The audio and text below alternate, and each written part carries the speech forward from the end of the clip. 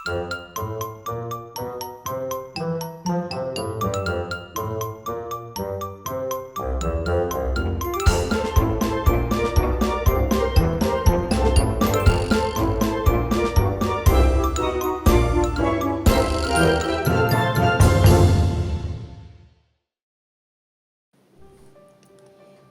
అడవి మరియు వెలుగుతున్న తలుపు. 10 ఏళ్ల ఆర్యన్ చాలా ఉత్సుకత కలిగిన అబ్బాయి. కొత్త విషయాలను కనుగొనటం అంటే అతనికి చాలా ఇష్టం. ఒక మధ్యాహ్నం అతను తన ఇంటి వెనుక ఉన్న దట్టమైన అడవిలోకి లోతుగా వెళ్ళాడు. అక్కడ అతను ఎప్పుడూ చూడని ఒక భారీ పురాతన మర్రి చెట్టును చూశాడు. ఆ చెట్టు కాండం మధ్యలో ఒక వింతైన వెలుగు కనిపిస్తుంది. ఆర్యన్ ఆ చెట్టు దగ్గరకు వెళ్ళాడు. ఆ వెలుగు వెనుక ఒక చిన్న చెక్క తలుపు ఉండటం చూసి అతను ఆశ్చర్యపోయాడు. దానిపై వింత గుర్తులు ఉన్నాయి. కుతూహలం ఆపుకోలేక ఆర్యన్ ఆ తలుపు హ్యాండిల్ను పట్టుకొని నెమ్మదిగా నెట్టాడు. అది తెరుచుకోగానే ఒక బంగారు కాంతి అతన్ని ఆవరించింది. ఆ తలుపు గుండా లోపలికి వెళ్ళిన ఆర్యన్ ఒక అద్భుతమైన లోకంలోకి అడుగుపెట్టాడు. అక్కడి చెట్లు నీలం రంగులో ఉన్నాయి. గడ్డి వెండిలా మెరుస్తోంది. అప్పుడే ఒక పెద్ద గుడ్లగూబ గాలిలో నుండి కిందకి దిగి, "హలో ఆర్యన్, మా మాయ అడవికి స్వాగతం. నా పేరు వాయు" అని మాట్లాడింది. ఆర్యన్ నమ్మలేకపోయాడు. వాయు విచారంగా తన రెక్కలను విదిల్చింది. "ఆర్యన్, మా అడవి ప్రమాదంలో ఉంది. ఒక చీకటి నీడ మా చెట్ల రంగులను, జంతువుల గొంతులను లాగేసుకుంటుంది.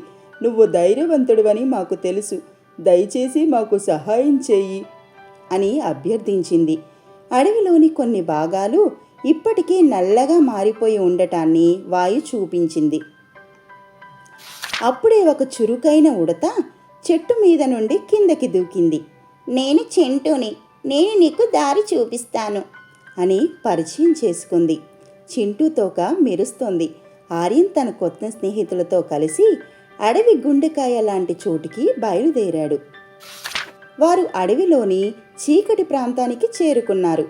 అక్కడ గాలి చల్లగా భయానకంగా ఉంది.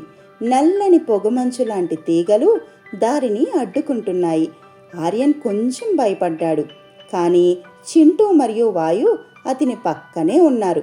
"మనం కలిసి ఉంటే దేన్నైనా జయించవచ్చు" అని చింటూ ధైర్యం చెప్పింది.